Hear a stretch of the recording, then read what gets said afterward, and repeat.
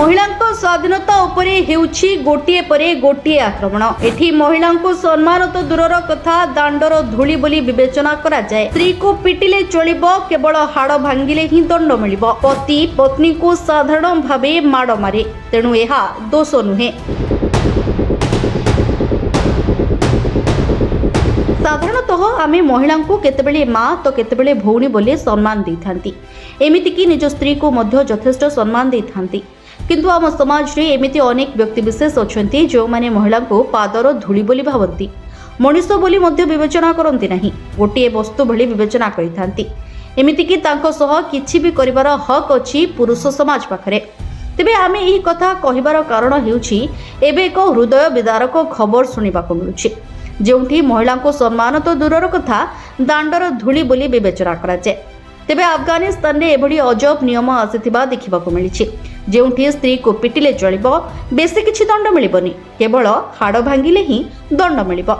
एपरि किछि आईन आनिछंती तालिबान सरकार, जहाकु नै सबुठी चर्चा एवं आलोचना जोर धरिछि, जहा समस्तंकु चकित करिछि।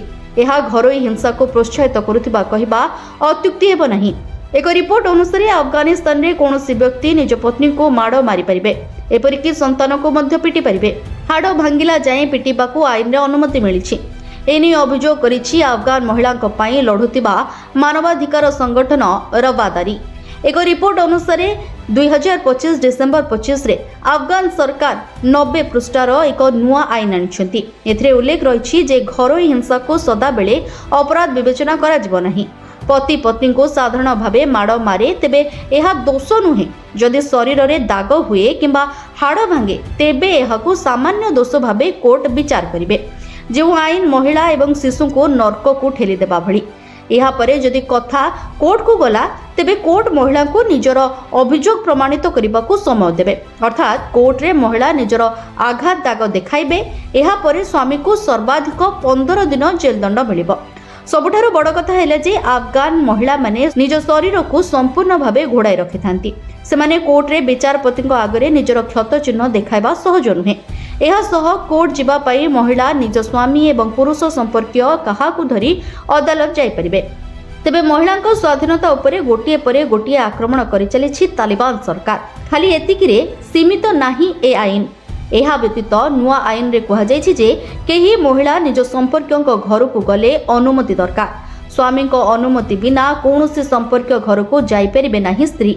एपरिके महिला निज माता पिता को मध्य भेटी परिबे नाही। जदि महिला एही आईन न मानती तेबे तांकु 3 मास धरी जेल रे रहिबाकू हेबो। तालिबान रो सर्वोच्च नेता हिबतुल्लाह अंकुजाजादंक दस्तखत थिबा 90 पृष्ठार नियम पृष्ठारे समाज को 4टी श्रेणी रे सरकार बांटिछंती। एथिरे धार्मिक विद्वान, व्यवसायी, मध्यम वर्ग एवं नीच श्रेणी रहिछि। धार्मिक विद्वान किछि दोष कले समान को केवल वार्निंग दिया जिवो। सेहि परि व्यवसायी वर्ग किछि अपराध कले कोर्ट डका जाई परामर्श दिया जिवो। अन्य 2 वर्ग दोष कले समान को जेल दंड मिलिबो बोली आईन रे उल्लेख रहिछि। ब्यूरो रिपोर्ट, चर्चा न्यूज।